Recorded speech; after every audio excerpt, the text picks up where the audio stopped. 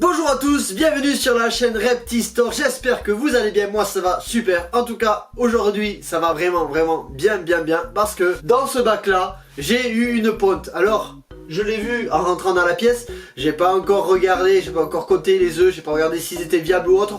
On va voir ça bien sûr ensemble juste après le générique.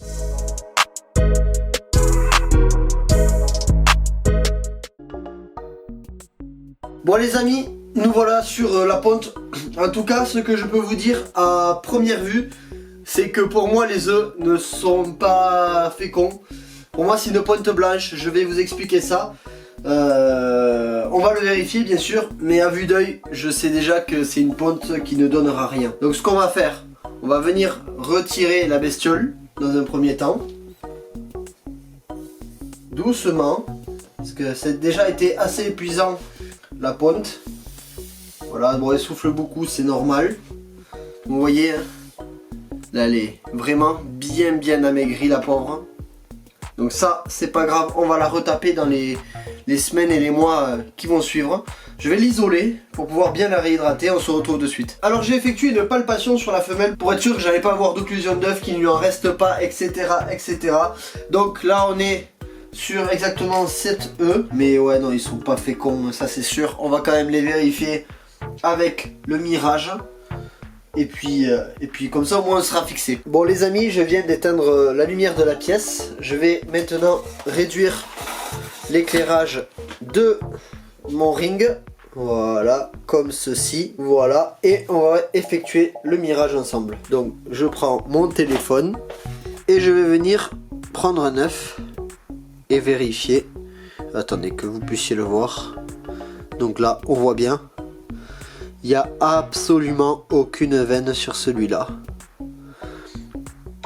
Alors, je ne sais pas si vous vous souvenez, il y a 2-3 semaines, j'ai sorti une vidéo sur une ponte d'un Python Brongersmé. Je vous invite à aller la voir si vous ne l'avez pas vue ou à la revoir pour pouvoir comparer la différence. On voit bien sur le Python Brongersmé les veines, alors que là, c'est totalement vide. Il n'y a vraiment rien du tout. Ouais, même celui-là, il a une forme un peu bizarre qui me fait penser un peu aux poupées russes. Ouais, ben pareil, celui-là, il a rien du tout, hein. Tac. Pareil, rien.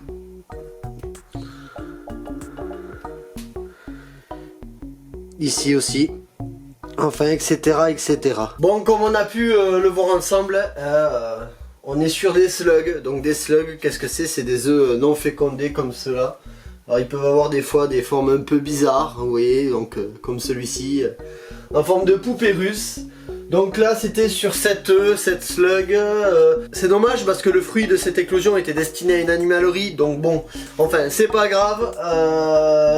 C'est pas grave, la femelle va bien, c'est l'essentiel.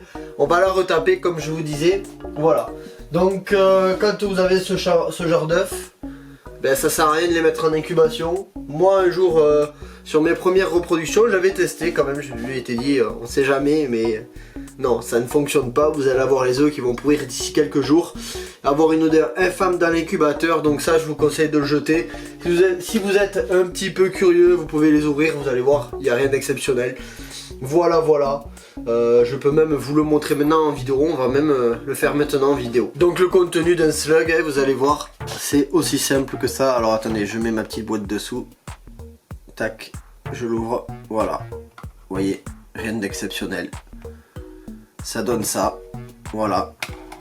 Alors, moi je connais une personne qui élève des varans, qui donnait les slugs à ses varans, voilà.